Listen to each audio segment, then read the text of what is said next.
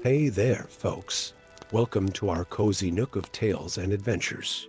Today, like every episode, we're unlocking the doors of imagination to explore new worlds, meet fascinating characters, and experience unique emotions. I promise to take you on an unforgettable journey through the power of words. So, get comfy, grab your favorite drink, snuggle into that perfect spot, and get ready to lose yourself in a new story. Leave the outside world behind for a while and dive with me into the depths of storytelling.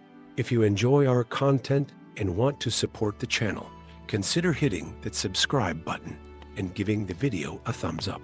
Now, without further ado, let's dive into today's story. The ancient halls of Moria echoed with an unsettling silence as Gandalf the Grey's staff illuminated the dust-laden corridors. What had once been the pride of the dwarven kingdom now stood as a testament to abandonment, its magnificent architecture bearing witness to centuries of solitude. The wizard had come seeking answers to the strange occurrences that plagued the White Mountains, reports of ancient artifacts springing to life, of shadows moving against the light, and of voices whispering forgotten songs in the deep. His weathered boots left footprints in the thick dust as he ventured deeper into the abandoned city. The air grew heavier with each step, charged with an energy that made his beard bristle with ancient magic. Something was awakening in these halls, something that reached beyond the boundaries of what should be possible. The first sign that something was amiss came when Gandalf passed a suit of dwarven armor that turned its head to watch him pass. Further along, a collection of ancient tools danced across a workbench, performing their crafts for invisible masters. These were not the random animations of wild magic. There was purpose here, a pattern that spoke of something far more profound. In a vast chamber that might once have been a grand meeting hall, Gandalf found what he had been drawn to, a mirror unlike any he had ever encountered. Its surface rippled like liquid silver, yet it stood vertical against a wall of polished stone. Ancient runes traced its frame, glowing with a soft blue light that pulsed in rhythm with his heartbeat. As he approached, the mirror's surface cleared, and Gandalf found himself staring not at his reflection, but at another version of himself. This Gandalf wore white robes, but they were trimmed with gold rather than silver, and his eyes held a different kind of wisdom, harder perhaps, but no less kind. Behind this other self, he could see a version of the White City that had never been touched by shadow. "I have been waiting," the other Gandalf spoke, his voice carrying across the boundaries of reality. "We have much to discuss, old friend, or should I say, myself." The mirror, Gandalf realized, was no mere reflection. It was a window into what might have been, into the paths not taken. As he watched, the surface shifted again, showing him other possibilities, a version where he had accepted the One Ring when Frodo offered it, another where he had joined with Saruman instead of opposing him, and yet another where he had never left Valinor at all. But something was wrong. The boundaries between these realities were growing thin. In the halls above, he could hear the echoes of battles never fought, victories never won, and defeats never suffered. The mirror was not simply showing these alternatives, it was pulling them together, threatening to collapse the walls between what was and what might have been. A dark figure emerged from the shadows, Morinhutter, a sorcerer long thought lost to the void between worlds. His cold laugh echoed through the chamber as he revealed his plan, to use the power of the mirror to merge all possible realities, believing that only through the chaos of infinite possibility could true power be achieved. Think of it, Gandalf, Morinetter's voice dripped with seductive promise. Every version of every choice, all existing at once. No more regrets, no more paths not taken. All possibilities made manifest, but Gandalf had seen enough to understand the true horror of such a merger. In one of the mirror's reflections, He saw a version of himself who had made that very choice to embrace all possibilities, and watched as that reality tore itself apart under the weight of paradox and contradiction. The mirror's power grew stronger, its surface now a maelstrom of shifting images and possibilities. Gandalf could feel versions of himself being pulled toward this point in space and time, some corrupted by power, others broken by loss, and still others who had found different kinds of wisdom and peace. In that crucial moment, Gandalf understood what he had to do. The mirror's power came from possibility, from the endless branches of choice and consequence. To stop it, he would need to accept his path, to embrace not just what he had done, but what he had chosen not to do. Drawing himself up to his full height, staff blazing with inner light, Gandalf began to speak in the ancient tongue of the Valar. Each word carried the weight of choice, of acceptance, of paths taken and not taken. As he spoke, the mirror's surface began to still, its chaotic swirl of possibilities settling into clear, distinct reflections once more. Morinhutter lunged forward, trying to disrupt the spell, but found himself caught between realities, each version of himself pulling in a different direction, until, with a sound like breaking glass and a flash of blinding light, he vanished into the spaces between possibilities. The mirror grew quiet, its surface now showing only simple reflections. But in its depths, Gandalf could still see traces of those other selves, reminders of the choices that had shaped him into who he was. He understood now that his strength came not from having made perfect choices, but from having made his choices with wisdom and accepting their consequences. As he prepared to leave the chamber, Gandalf caught one last glimpse in the mirror, not of what might have been, but of what was yet to come. He saw battles and triumphs, losses and victories, all part of the great tapestry of Middle-earth's future. But most importantly, he saw that his path, though perhaps not the easiest or the most glorious of all possibilities, was the one that would lead to the dawn after the long night. The ancient halls of Moria grew quiet once more as Gandalf sealed the chamber, ensuring that the mirror's power would remain dormant. The animated artifacts throughout the city gradually returned to their eternal rest, their brief awakening fading like a dream in morning light. As he emerged from the mountain into the crisp air of dawn, Gandalf carried with him not just the memory of what might have been, but a deeper understanding of what was and what would be. The paths not taken would always exist in possibility, but it was the path one chose to walk that truly mattered. High above, an eagle circled against the rising sun, its cry echoing across the ancient stone, a reminder that even in the deepest places of the world, where reality itself might bend and blur, the light would always find its way through.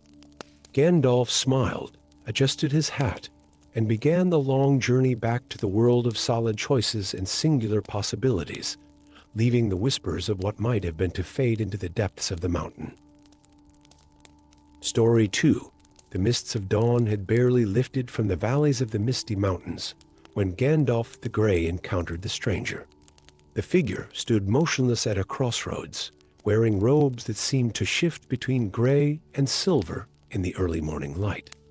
What caught Gandalf's attention, however, was not the stranger's appearance, but the familiar weathered staff he carried, identical to Gandalf's own, down to the smallest notch and scratch. As the stranger turned, Gandalf felt the world tilt beneath his feet. He found himself staring into his own eyes, though they were haunted by centuries he had not yet lived. The stranger, his future self, spoke with a voice heavy with the weight of time. "The doom I hoped to prevent has already begun," the elder Gandalf said, his voice carrying echoes of distant thunder. "The choice you will make at sunset today will set in motion events that will bring about the fall of all free peoples." Before Gandalf could respond, visions flooded his mind. The white city in flames, the forests of Lothlorien withered and gray, the halls of Erebor silent and empty. He saw armies of shadows marching across lands he loved, and creatures of darkness rising from the depths of the earth. At the heart of each catastrophe lay a single moment, a choice he had yet to make. The elder Gandalf explained how he had discovered ancient scrolls in the ruins of Enmenor that spoke of the Time Weaver's Gate, a forbidden artifact of the First Age that allowed one to step through the currents of time itself. He had used it to return to this crucial day, knowing the risks of interfering with the flow of time, but believing the alternative to be far worse. What choice? Gandalf demanded, his hand tightening on his staff. What decision could possibly lead to such devastation? At sunset, you will encounter a child at the borders of the Shire, his future self explained. She will carry a ring, not the One Ring, but something far older. You will choose to let her keep it, believing it to be a harmless trinket.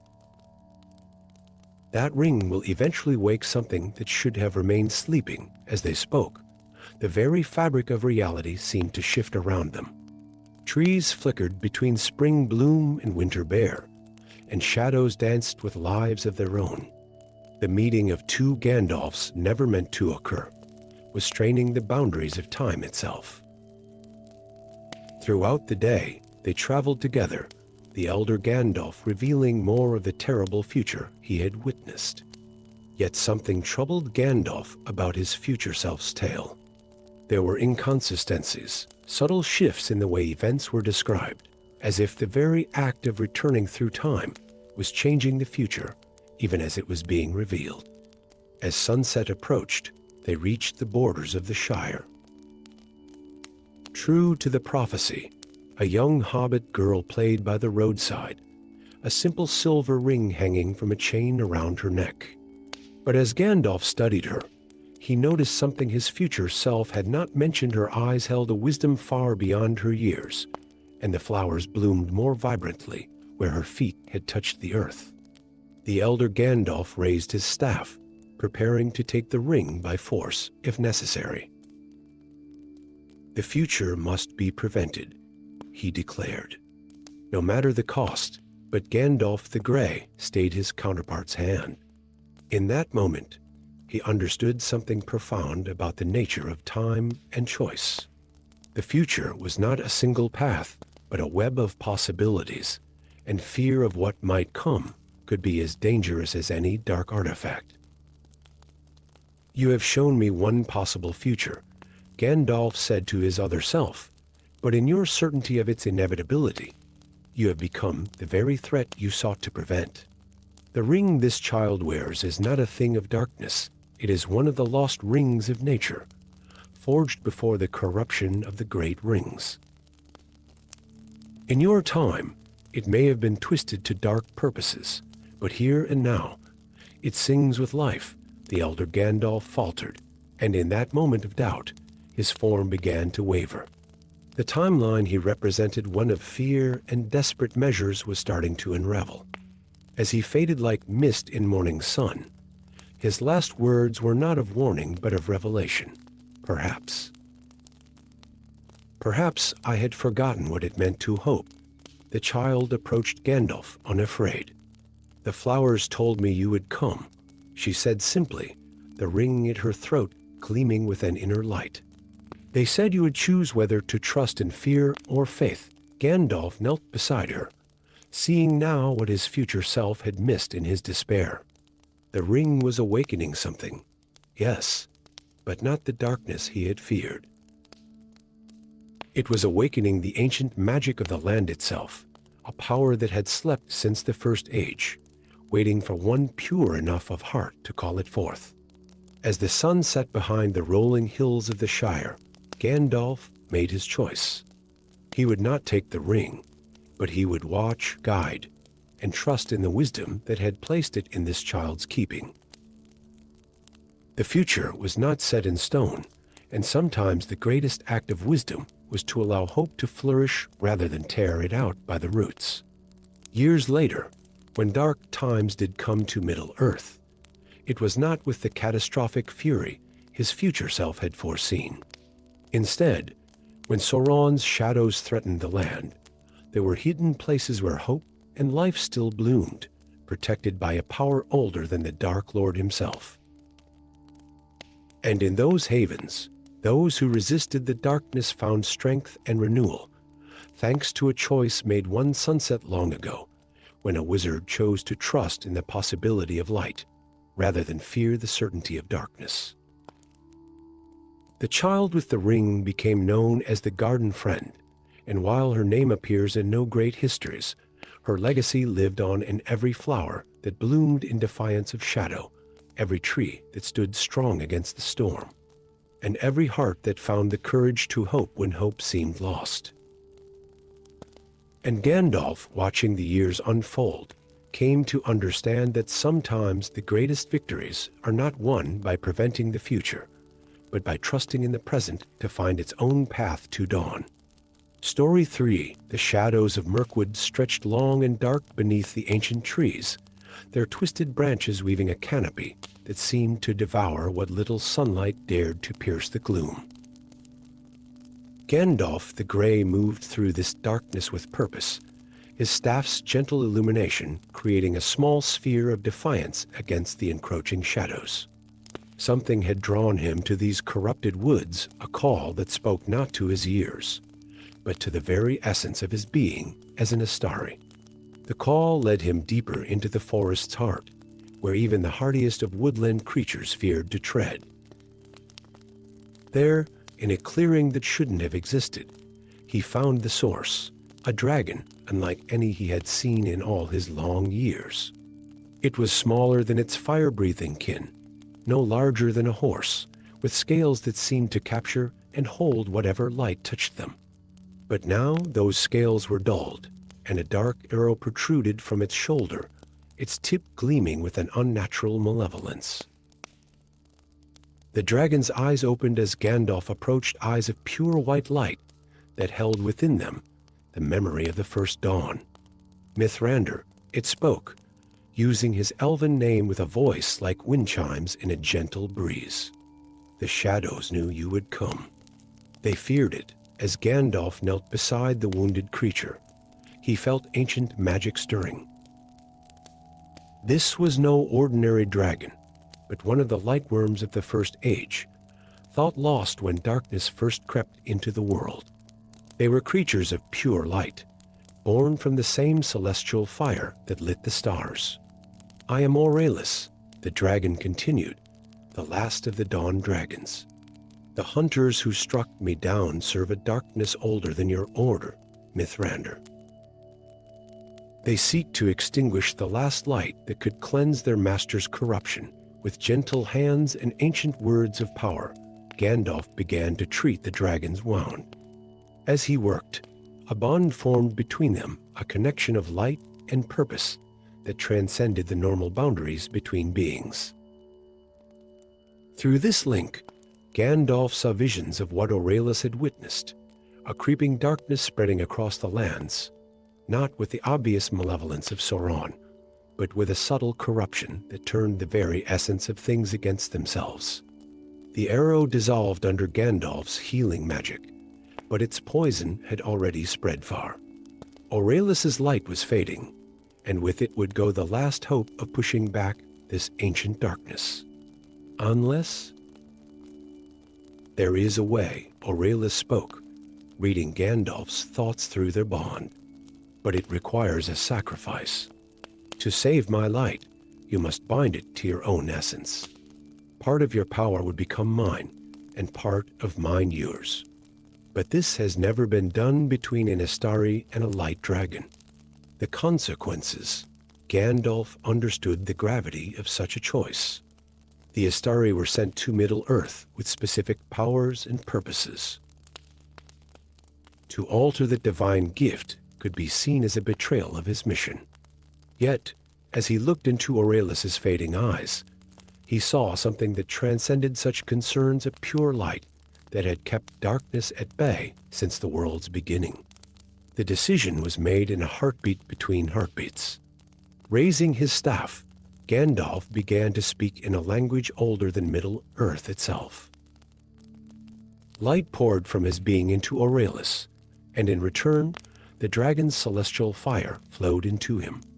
The clearing erupted in brilliant radiance, causing the shadows to retreat in hissing defeat.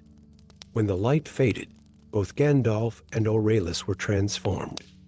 The dragon's scales now shimmered with renewed vigor, patterns of silver and starlight dancing across them. Gandalf's staff and robes held a new luminescence, and his eyes occasionally flickered with the same pure white light as his dragon companion. But the price of their bonding became immediately clear. Gandalf could feel his magical reserves depleted, part of his power now permanently shared with Aurelius. Yet he had gained something in return, an understanding of light and shadow that went beyond anything his order had taught him. Together, they emerged from Mirkwood's depths, an unlikely pair united by necessity and transformation. Their journey had only begun, for the shadow hunters would return, and the ancient darkness they served was stirring. But now they faced these threats together, the wizard who had sacrificed part of his divine power, and the last light dragon, who had shared its celestial essence. Their first task was to cleanse Mirkwood of its deepest corruptions. Where Gandalf and Aurelius walked together, the shadows retreated, unable to withstand their combined light. Ancient trees straightened, remembering their true nature. Creatures long hidden by darkness emerged, drawn to the dragon's purifying presence. Word of their alliance spread across Middle-earth, carrying hope to lands touched by shadow. The elves of Lothlorien spoke in whispered wonder of the Grey Wizard, who now walked with starlight in his wake.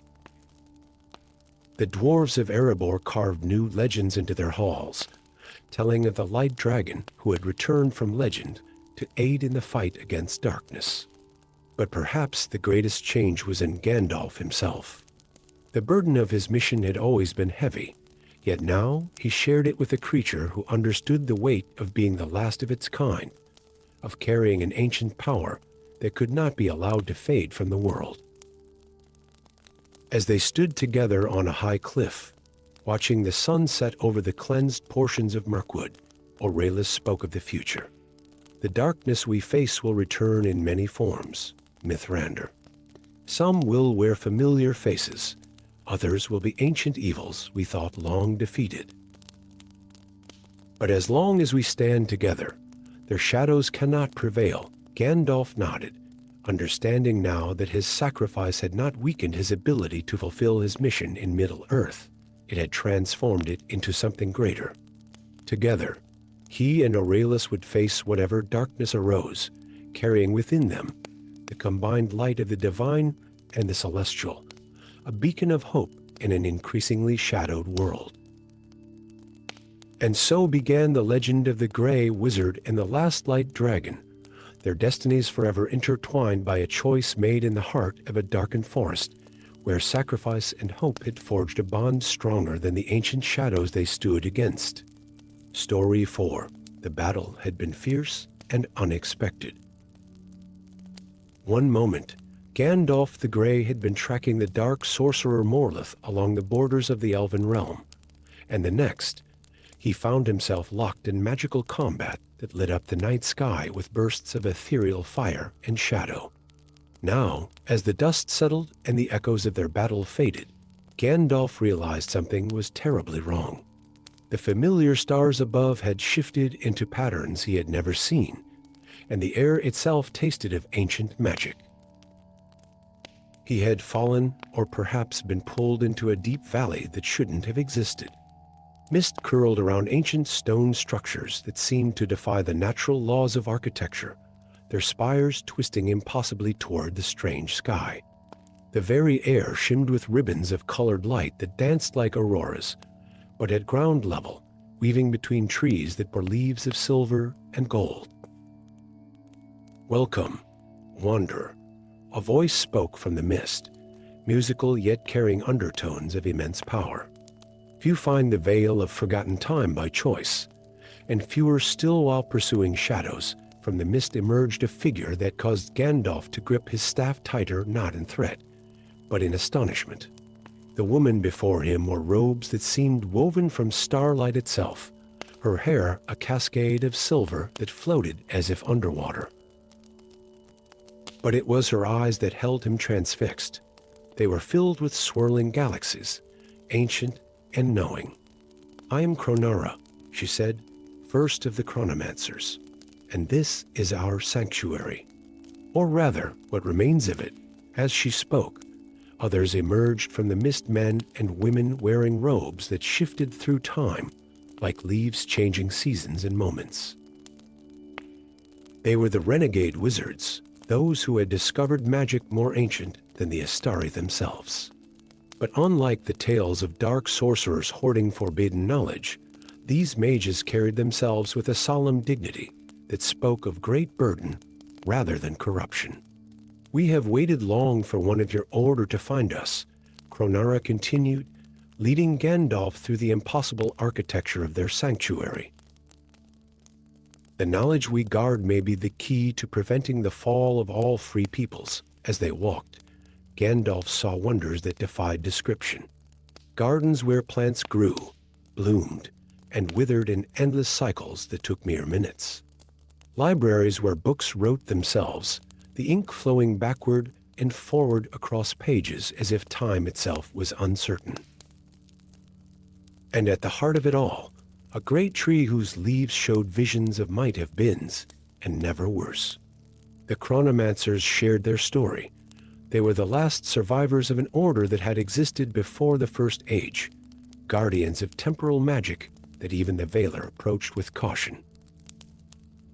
They had foreseen a darkness coming to Middle-earth, not Sauron, whom they dismissed as merely a shadow of true darkness, but something far older and more terrible.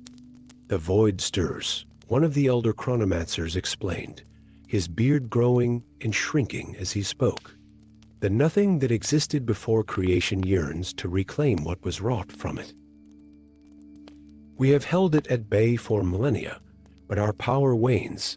Gandalf found himself drawn to their teachings, learning secrets of time and space that made even his considerable magical knowledge seem like a child's first steps. But with each new revelation came a warning: this magic was not meant for any single being to wield. It required sacrifice, balance, and above all, acceptance of one's place in the great flow of time. Days passed in the Vale, though time moved strangely there. Sometimes Gandalf would experience a week's worth of learning in what felt like hours, while other lessons seemed to stretch single moments into eternities. He learned to see the threads of time itself, to understand how each choice and action rippled through the fabric of reality. But as his knowledge grew, so did his understanding of the price the chronomancers paid for their power. Each of them was bound to the Vale, their very existence tied to the magic they wielded. They could observe the outside world, but never again walk in it, for their presence would cause time itself to unravel. The final test came when Kronara showed Gandalf a vision of what was to come. In it, he saw the free peoples of Middle-earth falling not to armies or darkness, but to something far more insidious, the gradual unraveling of reality itself. The void's influence would seep through cracks in time, turning all it touched to nothing, not even leaving darkness behind. "You could stay," Kronara offered, her galaxy-filled eyes holding both hope and sadness. "Learn all we know, become one with time itself. Your power combined with ours might be enough to seal the void forever." The temptation was immense. Here was power beyond imagining, knowledge that could reshape the very foundations of Middle-earth. But as Gandalf watched a flower beside him live and die 1,000 times in the span of a breath, he understood the truth. "My path lies elsewhere," he said finally, his voice heavy with both regret and certainty. The Astari were sent to guide and counsel, not to wield power that would set us above those we protect. "But I will carry what you have taught me," And use it wisely, Kronara smiled, and for a moment, Gandalf saw her as she truly was ancient beyond measure, yet sustained by unwavering purpose. You understand, then, why we showed you these things. Sometimes the greatest power lies not in what we choose to wield, but in what we choose to refuse. Before he departed, the chronomancers gifted him with a single golden leaf from their great tree. It would not grant him their power, but it would help him recognize the subtle signs of the void's influence, allowing him to guide others in the fight against its encroachment. As Gandalf emerged from the Vale, he found himself back in the familiar lands of Middle-earth, mere moments after his battle with Morleth had begun. The dark sorcerer lay unconscious at his feet, his shadow magic no match for the profound understanding Gandalf had gained. Looking back, the entrance to the Vale had vanished, leaving only a shimmer in the air, like heat rising from summer stones. But the golden leaf in his pocket remained, along with the knowledge that there were some powers best left unwielded, some burdens that must be borne in solitude for the greater good. In the years that followed, few noticed the subtle change in Gandalf's magic, how he sometimes seemed to know exactly when to arrive, or how his interventions, though small, always seemed to come at precisely the right moment. The wise might have recognized that his power had deepened rather than grown, like a river finding its true course rather than flooding its banks. And on quiet nights, when the stars wheeled overhead in their ancient patterns, Gandalf would sometimes catch glimpses of aurora, like lights dancing at the edge of his vision, reminding him of the guardians who stood eternal watch over the very fabric of time itself. Story 5. The ancient stones of the Shadow Mountains whispered secrets to those who knew how to listen, and Gandalf the Grey had spent centuries learning their language.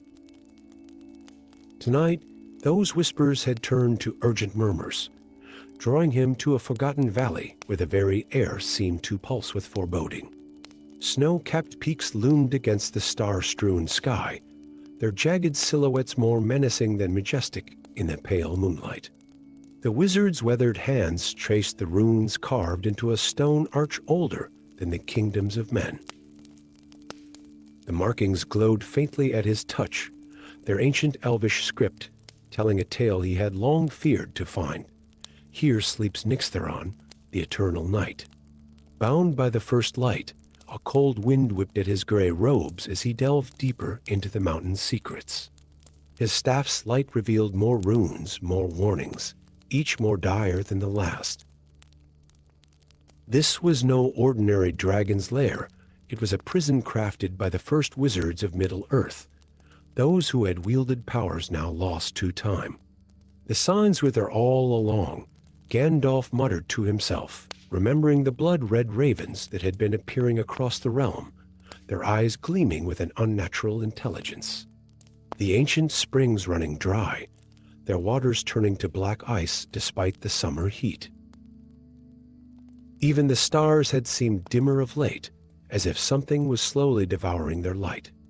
Deep in his contemplation, Gandalf almost missed the subtle movement in the shadows. Almost. He turned sharply, staff raised, to find himself face to face with Saruman the White, his old friend and superior among the Istari. "You always were too curious for your own good, old friend," Saruman said, his voice carrying none of its usual warmth. "Though I must admit, I didn't expect you to piece it together so quickly. The ravens were your doing," Gandalf said, understanding dawning like a cold sun. "You've been weakening the seals." Saruman moved forward, his white robes seemingly untouched by the dust and darkness of the ancient passage. "The power that sleeps here could reshape Middle-earth. The first wizards were fools to lock it away.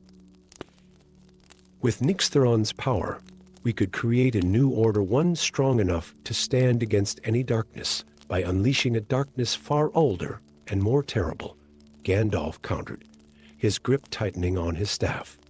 "Nixtheron was bound here because he sought to devour the very light of creation. The first wizards gave their lives to stop him, The air between them crackled with tension and unspoken power. Saruman's eyes gleamed with an ambition that sent chills down Gandalf's spine.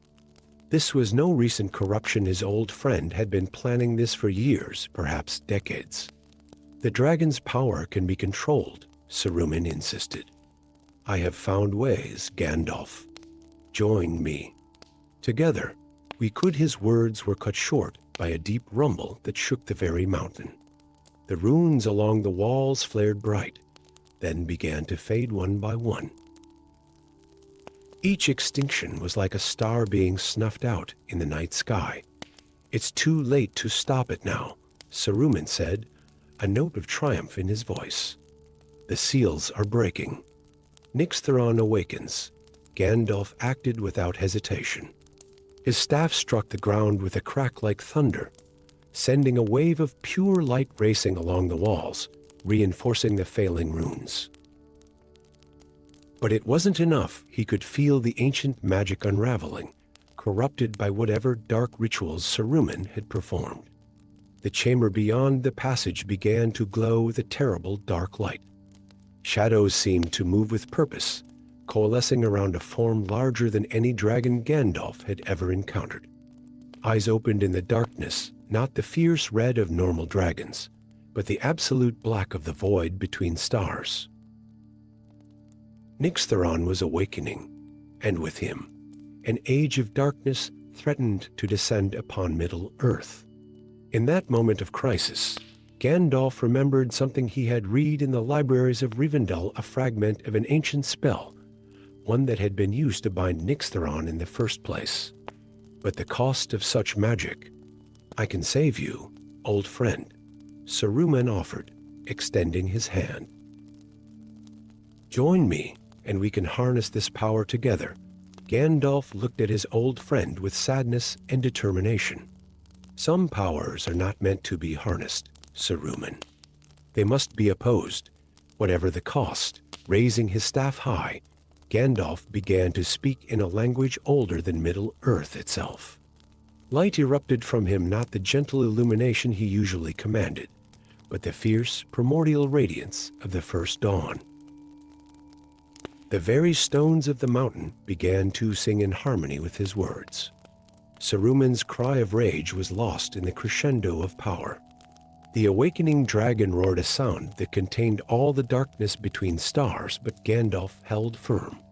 He poured everything he had into the spell, his power, his wisdom, and even fragments of his own essence. The chamber erupted in a clash of light and shadow. For a moment that seemed to stretch into eternity, Gandalf felt himself connected to every source of light in Middle-earth, from the smallest firefly to the brightest star. He drew upon their strength, weaving a new set of bonds around Nixthoron, each one forged from pure light and sealed with sacrificial magic. When the dust settled, Saruman was gone, fled into the darkness. The dragon was once again bound, though Gandalf could feel it raging against its new prison. The cost had been immense. Much of his power had been burnt away in the casting, and he could feel that some of it would never return. But as he emerged from the mountain into the pre-dawn light, Gandalf saw the first rays of sun painting the snow-capped peaks in shades of gold and pink. The stars still shone, the springs still flowed, and hope remained in Middle-earth. Sometimes he reflected, victory was not about gaining power, but about preventing it from falling into the wrong hands. In the years that followed, Gandalf would sometimes feel Nixthoron stirring in its sleep, testing the bond that held it. Each time, he would renew the seals with what power he had left, knowing that some battles must be fought not once, but over and over, in the quiet moments when darkness threatened to overwhelm the light.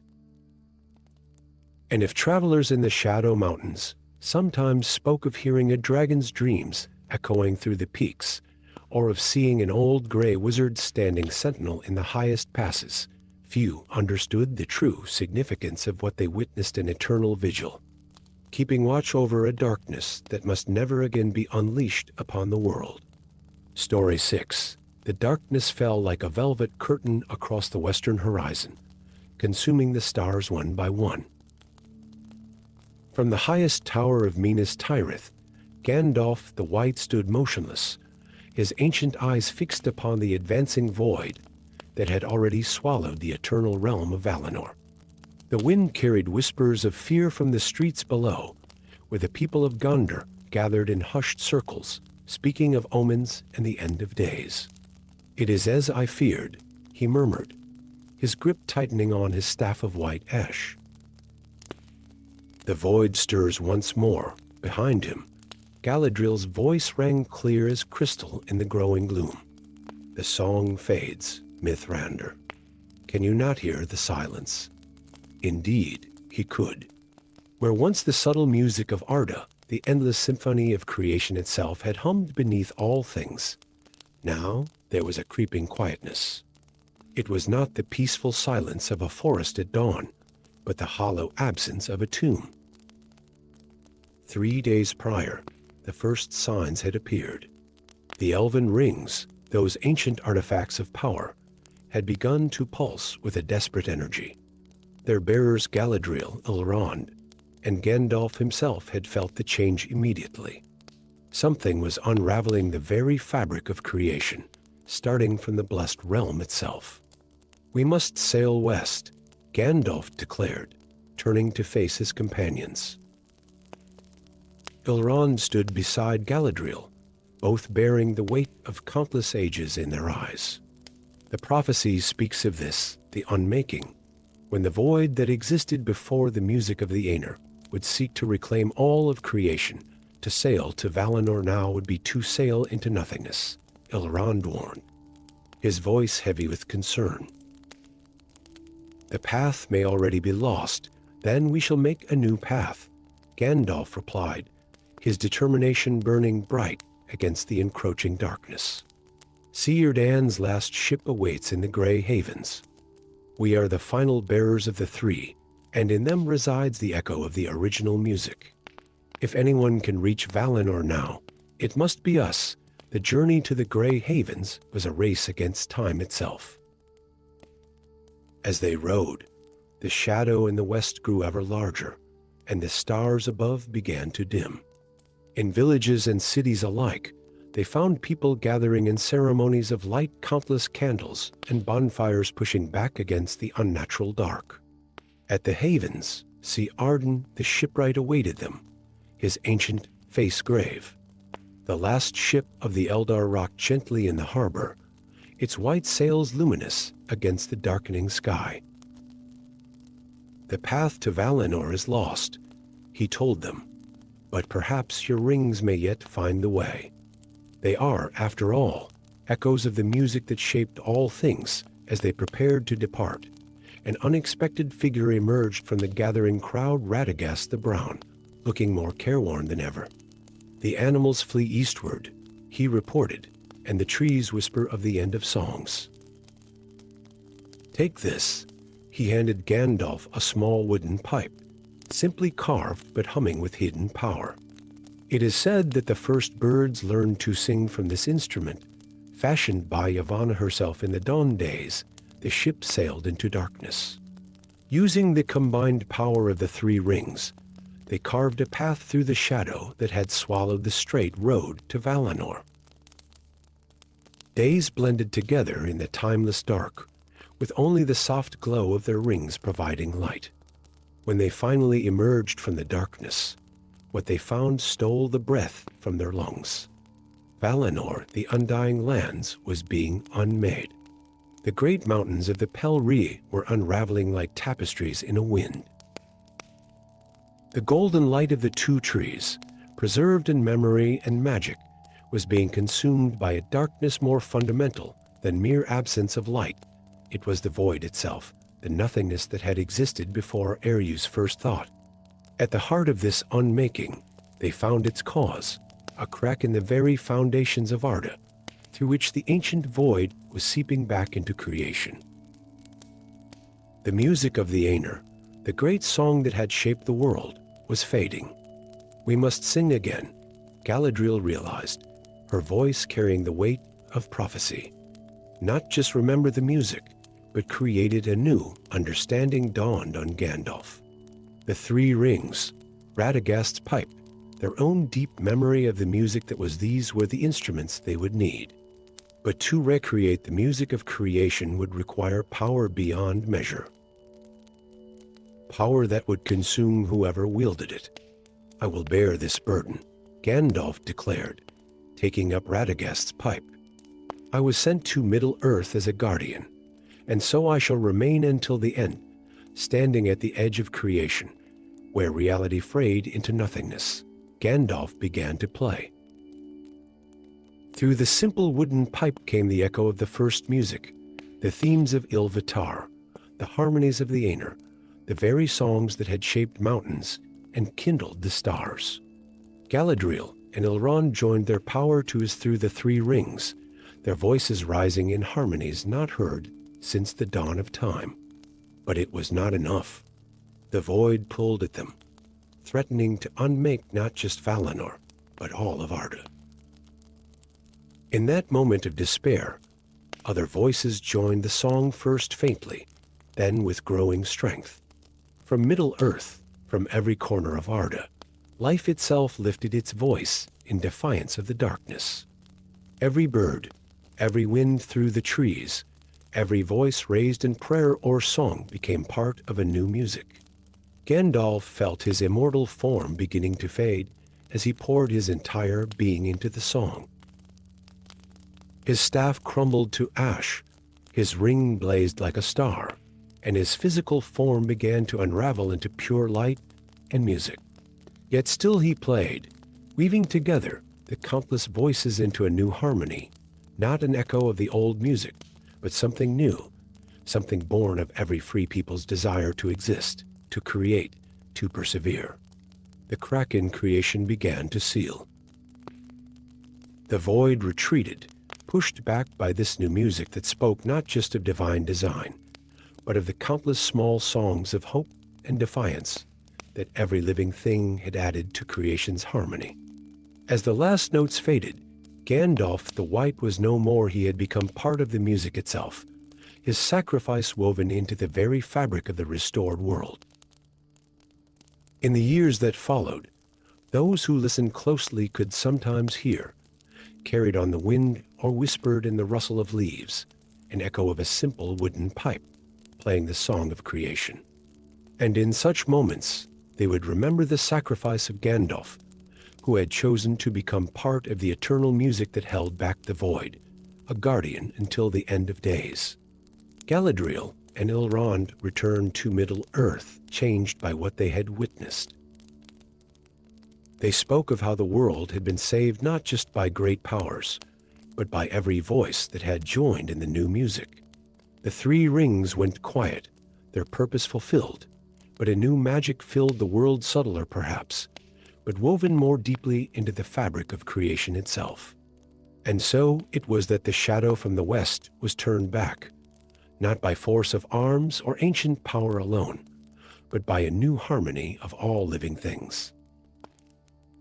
The story of Gandalf's last song became a tale told in every land, reminding all who heard it that even the smallest voice could be part of the greatest of songs, and that the light of creation would always shine against the darkness of the void. Story 7. Dawn broke over the blue mountains like liquid silver, casting long shadows across the ancient peaks where legends slumbered.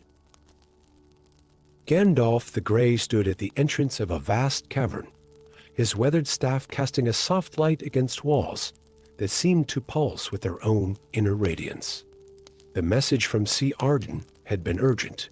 The last of the blue dragons, those mysterious guardians of memory and dream, had been sighted in these forgotten halls.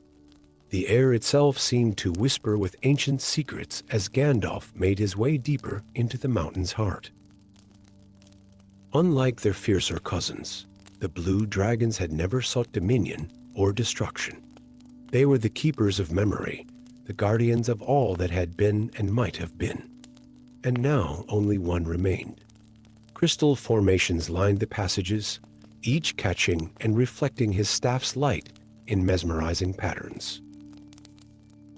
But these were no ordinary crystals, they were memory stone, repositories of ancient knowledge that the blue dragons had cultivated since the First Age. Each facet held countless stories, preserved like insects in amber. "Welcome, wandering one," a voice echoed through the chambers, deep as the mountains themselves yet gentle as a summer breeze. "I have waited long for one who might understand the burden I carry." Gandalf entered a vast chamber where the crystal formations reached their apex, creating a cathedral-like space that seemed to stretch into infinity. There, coiled among the crystals like a living sapphire, lay the last blue dragon. Its scales shimmered with the same inner light as the crystals, and its eyes held the wisdom of ages.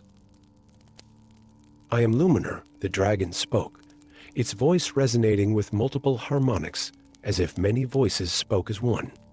The last of those charged with keeping the memories of Melkor, before darkness claimed his heart and transformed him into Morgoth. Gandalf's breath caught in his throat. The implications were staggering. Before his fall, Melkor had been the mightiest of the Valar, gifted with a portion of every power that Ilúvatar had bestowed upon his children.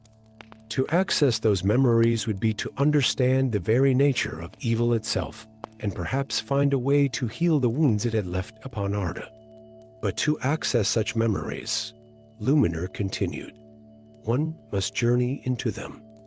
The risk is great, Mithrandir. Many have tried.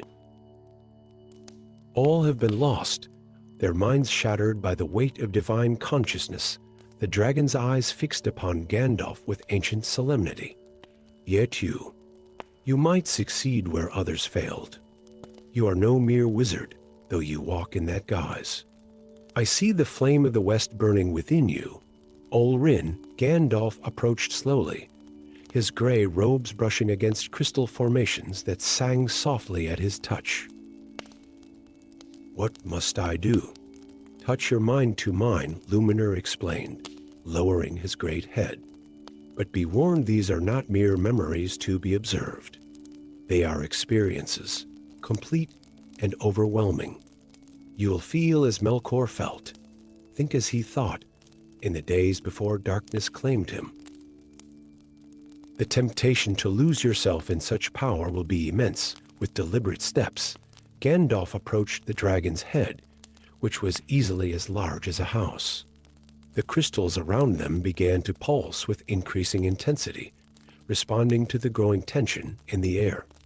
He raised his hand, fingers trembling slightly as they neared the dragon's scaled brow.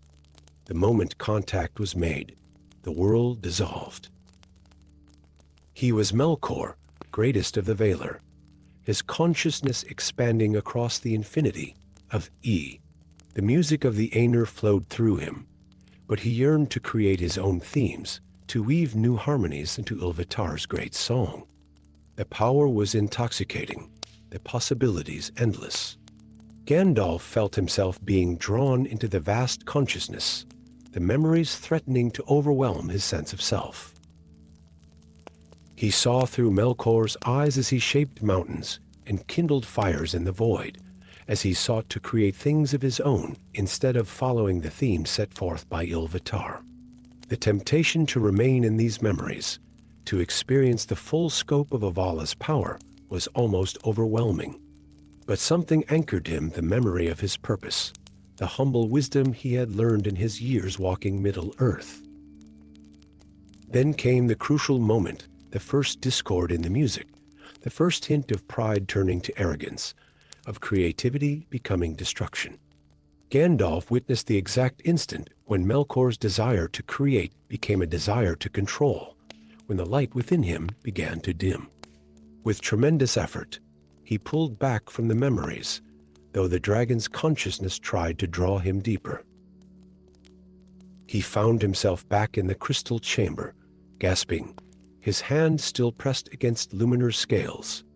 "You saw it," the dragon whispered, its voice heavy with emotion. The moment of turning, Gandalf nodded, still trembling from the experience. It was not one grand choice, but 1,000 small ones. Each time he chose power over harmony, control over collaboration, until darkness became his only path. And now you understand what must be done, Luminar said softly, the crystals around them dimming. These memories cannot die with me, but neither can they remain in this form. Tempting others who would seek such power, understanding dawned in Gandalf's eyes. Together, he and Luminar began a complex enchantment, weaving the memories into the very fabric of Middle-earth itself, not as temptations to be seized, but as warnings to be heeded, whispered by the wind and murmured by flowing waters. As the last memories were transferred, Luminar's physical form began to fade, becoming one with the crystal formations around them. "My task is complete," the dragon said, its voice growing distant. "But yours continues, Olrin. You have seen the path to darkness, use that knowledge to guide others toward the light." When Gandalf finally emerged from the mountain, the sun was setting, painting the sky in shades of purple and gold. He carried with him not just knowledge, but understanding, the wisdom that the greatest darkness often begins with the noblest intentions, and that the path to evil is paved with small choices more than grand gestures. In the years that followed, those who walked the paths near the Blue Mountains would sometimes hear whispers in the wind, carrying fragments of ancient memories. And if they listened carefully, they might learn the most important lesson of all, that the choice between light and darkness is made not once, but every day, in all the small decisions that shape who we become. As for Gandalf, he never spoke directly of what he had witnessed in those crystal caves. But those who knew him well noticed a change, a deeper understanding in his eyes, and an even greater patience with those who struggled against their darker nature. For he had seen that even the mightiest could fall, and that redemption's path began with the humblest steps toward light. Story 8. The golden leaves of Lothlorien whispered secrets in the twilight as Gandalf approached the sacred grove where Galadriel's mirror stood waiting. The air sparkled with ancient magic, and the very ground seemed to pulse with the heartbeat of ages past. But something was different this night. The mirror's surface rippled with an otherworldly energy that made even the ancient wizard pause in his steps. "You feel it too, Mithrandir." Galadriel's voice floated through the grove like starlight-given sound. The barriers between worlds grow thin. Gandalf approached the mirror, his weathered hand gripping his staff tighter as he peered into its depths. The water's surface churned with shadows and light, and then he saw it, a vision that made his blood run cold. There, in the mirror's dark waters, stood another Gandalf, but not as he was. This reflection wore robes of deepest black, his eyes burning with terrible purpose, an army of twisted creatures stretching endlessly behind him. "The ring," the dark Gandalf spoke through the mirror, his voice carrying across the divide between realities. "In your world, you refused it. In mine, I chose differently." Galadriel's voice was tight with concern. "The mirror shows not just what might be, but what is in other realms, other paths of fate. And now those paths are beginning to cross." Before Gandalf could respond, a sound like breaking glass echoed through the forest. Miles away, in the ruins of Osgiliath, a tear appeared in the very fabric of reality. Through it stepped creatures that should not exist, corrupted versions of familiar faces, heroes turned to darkness in another world. Reports began arriving by eagle and swift messenger, a twisted version of Aragorn leading an army of the dead, not as allies, but as slaves, and Elrond who had claimed a ring of power and turned Rivendell into a fortress of shadow. A Galadriel who had taken Sauron's place as the Dark Lady of Middle-earth. But most troubling of all was the dark Gandalf, who had not just taken the ring, but had mastered it, becoming something far more terrible than Sauron had ever been.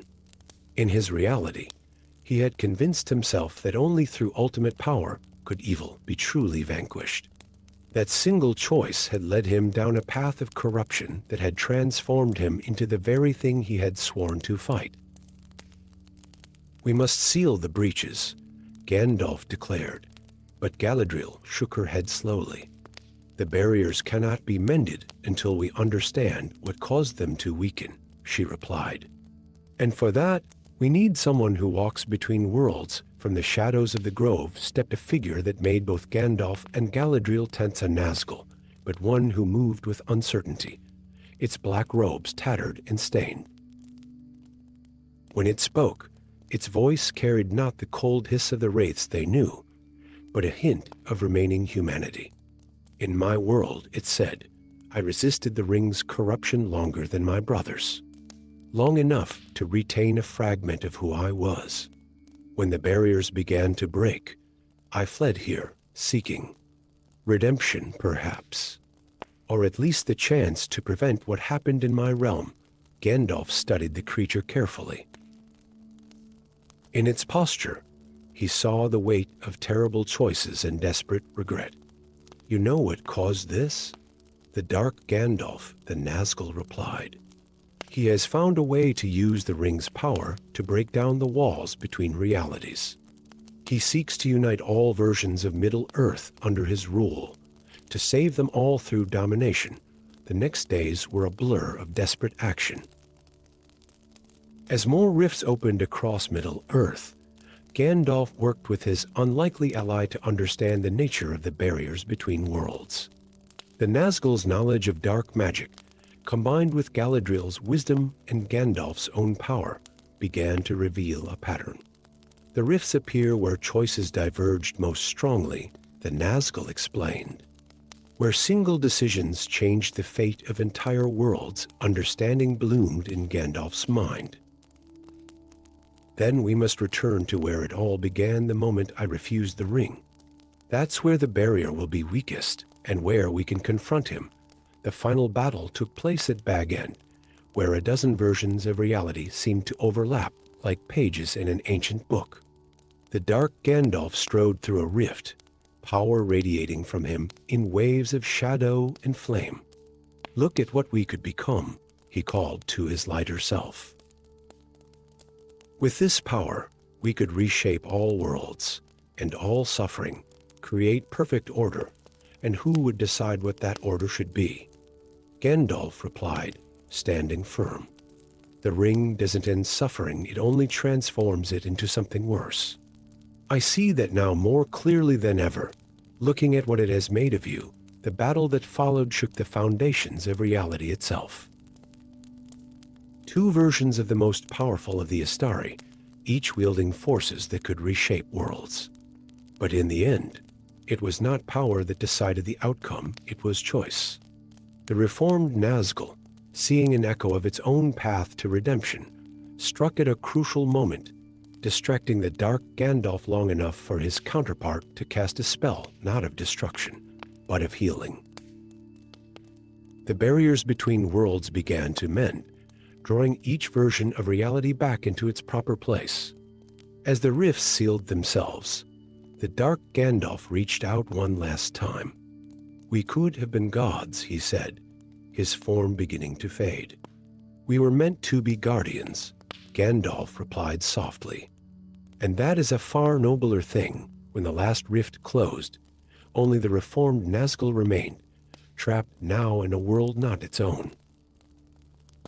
But perhaps that too was a kind of justice, a chance to walk a different path, to make different choices. In the years that followed, Gandalf would sometimes catch glimpses in still water or polished stone of other versions of himself, other paths he might have taken. But these sights no longer troubled him. They served instead as reminders that destiny is not fixed, that each day brings new choices, and that sometimes the greatest victory lies not in gaining power, but in having the wisdom to refuse it. Story 9. The first sign came on a moonless night in Minas Tirith, when Gandalf's staff flickered like a dying candle. The wizard stood atop the white tower, his aged face illuminated by the wavering light, and felt something he had not experienced in all his long years in Middle-earth: the deep, primal fear of magic slipping away like water through cupped hands. Throughout the realms, other signs followed. The great Malorn trees of LOTR began to lose their golden luster. The hidden valley of Rivendell grew quiet, its ancient enchantments fading like old tapestries left too long in the sun. Even the Shire, that blessed corner of Middle-earth, seemed somehow diminished, its natural magic growing thin and weak. When Saruman called for a gathering of the White Council, his voice carried an urgency that none had heard before.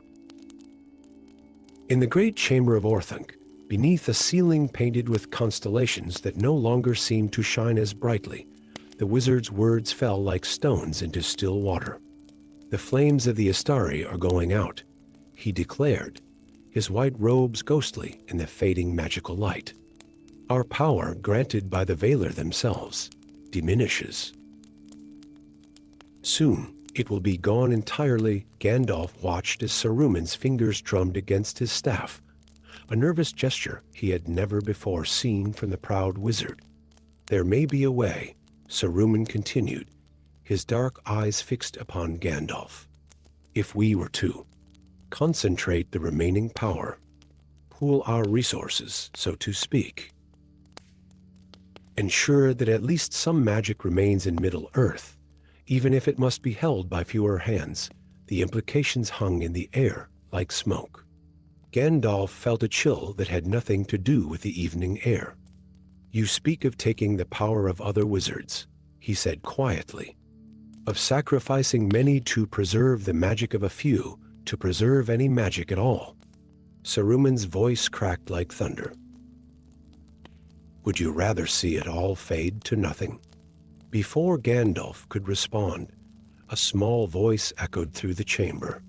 "Begging your pardon, but I might know something about this." From behind a great pillar stepped Peregrine Took, a young hobbit who had apparently followed Gandalf to the meeting, despite strict instructions to remain in the lower levels of Orthanc. Saruman's face darkened with anger at the interruption, but Gandalf raised his hand. There was something about the hobbit that caught his attention, a curious resistance to the fading of magic that seemed to surround him like an invisible cloak. "Speak, young Peregrine," Gandalf encouraged, ignoring Saruman's scoff of dismissal. "Well, it's just that. Back in the Shire, we've been noticing the old stories losing their power, but not all of them. The ones we keep telling, the ones we believe in most strongly, they're still as magical as ever." The hobbit shifted uncomfortably under the wizard's scrutiny. "My old Gram always said magic wasn't just in grand spells and such, but in the believing itself." Gandalf's eyes widened as understanding dawned. He stretched out his magical senses, not toward the great sources of power as he usually did, but toward the small magics, the everyday enchantments that filled Middle-earth like stars in the night sky. "He's right," Gandalf breathed. "The magic isn't dying, it's changing. Someone is trying to harvest it, to collect it like one would draw water from many small streams into a single river." Further investigation revealed a truth more disturbing than they had imagined. Deep in the archives of Minas Tirith, Gandalf discovered ancient texts speaking of the first wizard one who had never departed for Valinor, but had instead hidden himself away, slowly gathering power through the ages. This forgotten Astari had spent millennia weaving a vast spell, drawing upon the magical essence of Middle-earth itself. His goal, to recreate the Rings of Power, but on a scale that would dwarf even Sauron's achievements. The search for this hidden wizard led Gandalf and Pippin on a winding journey through Middle-earth's secret places. In the caves beneath the misty mountains, they found elaborate magical machinery, crystals pulsing with stored power. In the depths of Mirkwood, they discovered ancient runes that siphoned magic from the very trees themselves. The trail finally led them to a place that appeared on no map, a valley hidden between moments where time itself seemed to move like treacle. There they found him, Morinhutter, the first wizard, surrounded by swirling vortices of pure magical energy. "You cannot stop this," Morinhutter said as they entered his sanctuary.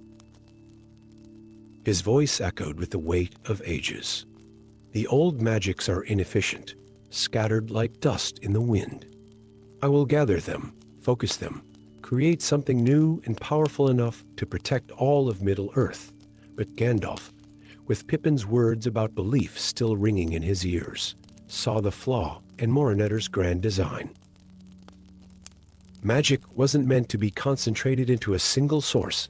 Its very nature was to be diffuse, to exist in the small moments and quiet places as much as in grand spells and ancient artifacts. The final battle was not fought with staffs or spells, but with understanding. Gandalf, using Pippin's natural resistance to magical drainage as an anchor, began to undo Morinhutter's great working. As the stolen magic was released, it flowed back into Middle-earth like spring rain, not to the great sources of power, but to all the small places where belief and wonder still dwelt. The Malorn trees bloomed again, but now their magic was sustained not just by elven power, but by the stories told beneath their branches. Rivendell's enchantments returned, woven now from both ancient spells and the dreams of those who sought its refuge. Even the Shire's magic grew stronger, fed by the unshakable faith of its inhabitants in the extraordinary potential of ordinary things. Morinhutter, his millennia-long work undone, faced a choice: to fade away with his failed ambitions, or to adapt to this new understanding of magic. In the end, he chose to walk among the free peoples of Middle-earth, learning to appreciate the small magics he had once dismissed. As for Gandalf, he emerged from the experience with a deeper appreciation for the wisdom found in unexpected places.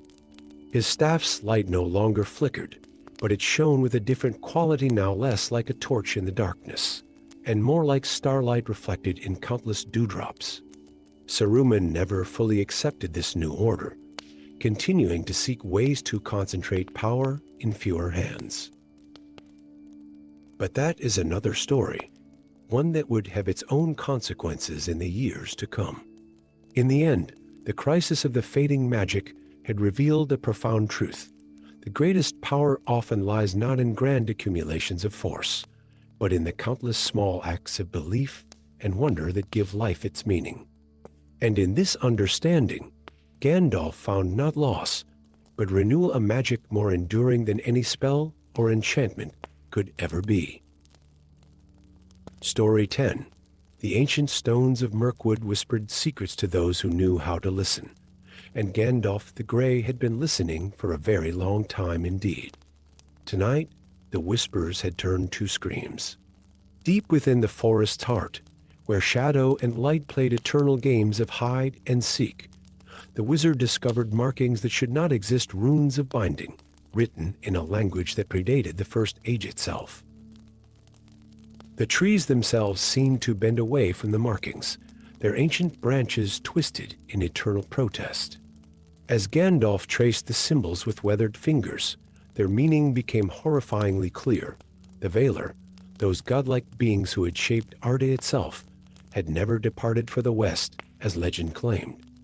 They had been imprisoned, bound within the very mountains of Middle-earth. Radagast must know of this, Gandalf muttered, but before he could turn to seek his fellow wizard, a shadow deeper than the forest's natural darkness began to seep from the ground like black water rising from a poisoned spring. The air grew thick with ancient power, and Gandalf felt something he had not experienced in all his centuries in Middle-earth: fear that went beyond mortal danger, fear that touched the divine spark within him.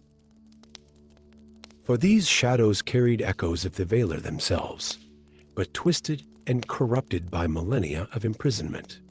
In the days that followed, similar reports came from across Middle-earth. In the misty mountains, dwarven miners broke through into chambers that should not exist, walls covered in the same binding runes. From the shores of the great sea, Arden the shipwright sent word of strange lights beneath the waves, pulsing with rhythms that made even the most seasoned mariners weep with inexplicable sorrow. When Gandalf finally found Radagast in his woodland home, the brown wizard was already deep in conversation with an unexpected guest, an elven priestess, whose very presence seemed to shimmer with ancient power. "I am Elanath," she said, rising to greet Gandalf, "the last of the Valar's priesthood. We have waited long for this day, though we hoped it would never come." She spoke of a truth hidden even from the oldest histories, how the Valar, foreseeing their own corruption through prolonged contact with Morgoth's evil, had chosen imprisonment over the risk of becoming powers of darkness themselves. The binding had been meant to last until the taint of Morgoth had faded from Arda entirely. "But something has gone wrong," Radagast added, his usually gentle face creased with worry. "The seals are breaking too soon, and the Valar. They are not as they were. Together, they formed an unlikely fellowship." Gandalf, with his deep understanding of Middle-earth's magical currents. Radagast, whose connection to nature could sense the Valar's influence on the world itself. And Elanath, carrying the ancient knowledge of her order. Their journey took them to the depths of Arda, following the trail of awakening powers. In Moria, they found chambers where the very rock wept with the tears of imprisoned gods. In the frozen wastes of the north, they discovered temples built by the first elves, now pulsing with renewed power. But it was in the heart of the withered heath, where dragons had once ruled supreme, that they found the truth they sought. There, in a cathedral-like cave whose walls were lined with crystals that sang with divine harmonies, they discovered the source of the seal's failure, a dragon, perhaps the last of its kind, systematically destroying the binding runes with its ancient magic. The world needs its gods returned, the dragon who called itself Valinarax declared. Without their power, Middle-earth will fade into mundane shadow, all magic and wonder slowly bleeding away. "You don't understand what you're unleashing," Elanath pleaded. "The Valar chose this fate. Their imprisonment was not a punishment, but a sacrifice to protect all of Arda, but the dragon would not be swayed. And in the battle that followed, the very foundations of Middle-earth trembled." Gandalf's staff blazed with power drawn from his true nature as a Maya, while Radagast called upon every beast and bird within leagues to aid them. Elanath wove spells of binding that had not been spoken since the First Age. Yet it was not force of arms or magic that won the day, but understanding. As the Valar began to stir in their prisons, their first thoughts touched the minds of all present. Through these divine connections, Gandalf saw the truth: the Valar's sacrifice had not been in vain. Their long imprisonment had indeed cleansed them of Morgoth's taint, but awakening them now would unleash powers that Middle-earth was no longer prepared to contain. With this knowledge, they began a desperate race against time. Using Elanath's ancient lore and Gandalf's deep understanding of magical harmonies, they worked to strengthen the weakening seals. The dragon, finally understanding the full implications of what it had nearly unleashed, used its own power to help repair what it had tried to destroy. Throughout Middle-earth, the signs of the Valar's stirring began to fade. The strange lights beneath the waves dimmed, the shadows retreated, and the whispers in the mountains fell silent once more. But things would never be quite the same. In places where the seals had been damaged and repaired, new forms of magic began to manifest. The repaired binding runes now served as conduits for smaller, more controlled amounts of the Valar's power to flow into Middle-earth. These sites became new centers of wonder and mystery, where the veil between the divine and mortal worlds grew thin. Elanath and her order took up the duty of guarding these sites, ensuring that the power that seeped through would be used wisely. Radagast found that his connection to nature had deepened. touched by his brief contact with the awakening Valar. The dragon Valinarax chose to remain in the withered heath, guarding one of the strongest seals and contemplating the wisdom of gods who would choose imprisonment over the risk of corruption. As for Gandalf, he carried with him a new understanding of sacrifice and duty. The Valar's choice to bind themselves rather than risk becoming forces of darkness gave him fresh perspective on his own mission in Middle-earth. Sometimes he realized the greatest power lies not in what one can do, but in what one chooses not to do. In the years that followed, those who knew where to look could still find traces of the Valar's presence in Middle-earth, not as active gods, but as sleeping guardians whose very dreams helped to maintain the world's wonder. And in quiet moments, Gandalf would sometimes visit the sites where the seals had been repaired, listening to the harmonic echoes of divine dreams, and remembering that even the most powerful beings in existence had chosen restraint over dominion.